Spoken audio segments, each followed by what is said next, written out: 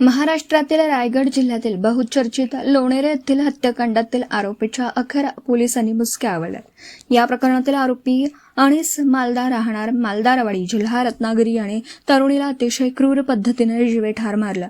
या प्रकरणी पोलिसांनी आरोपीच्या तपासासाठी तब्बल 4 पथकं कार्यान्वित केली होती। अखेर स्थानिक गुन्हे अन्वेषण विभाग रायगड पोलिसांना आरोपीला ठाणे शहरातून जेरबंद केला आहे। आरोपीवर अॅट्रॉसिटी ऍक्टनुसार देखील गुन्हा दाखल करण्यात आला।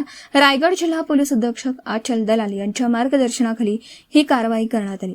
आरोपीला माननीय न्यायालयात आज पोलीस कोठडी मिळण्याकरिता हजर केलं असता 30 एप्रिलपर्यंत कोठडी सुनावण्यात आली, अशी माहिती रायगड जिल्हा पोलीस अधीक्षक कार्यालयात रविवारी पार पडलेल्या पत्रकार परिषदेत देण्यात आली। सर, काय नेमकं लोणेरेचं हत्याकांड प्रकरण आहे, कसा तपास आहे, आरोपीच्या बाबत काय आता स्थिती आहे?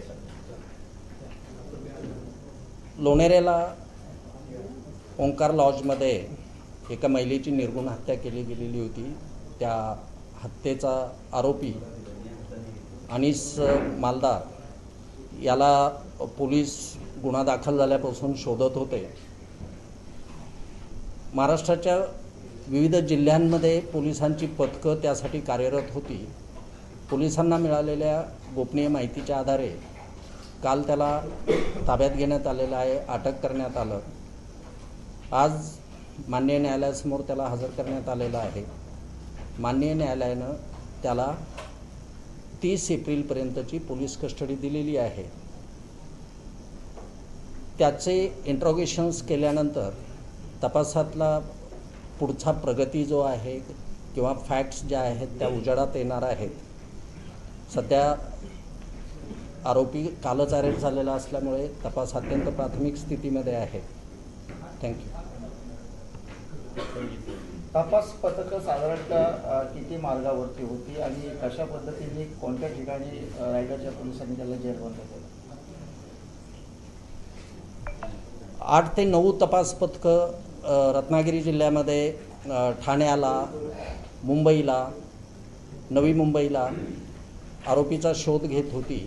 त्याला ठाण्यामधनं ताब्यात घेण्यात आलेलं आहे, अटक करण्यात आलेलं आहे। सर, आरोपीची आणि पीडितेची नेमकी ओळख कशा पद्धतीने होती? मला आरोपीला इंट्रोगेट करू द्यात, राईट? तेवढा पुरेसा वेळ नाही भेटलेला अजून। आपण न्यायालयाकडे किती दिवसांची पोलीस कोठडी मागितली होती? 7 दिवसांची पोलीस कोठडी मागितलेली होती। न्यायालयानं सध्याची 30 तारखेपर्यंतची पोलीस कोठडी दिलेली आहे। सर, मर्डर केस को लेकर आज प्रेस है, क्या बताएंगे किस प्रकार मर्डर का मामला जो है सामने आया था, किस प्रकार उसका तपास? Video reporter Dhamsheel Sawant, KTV news, Raigad.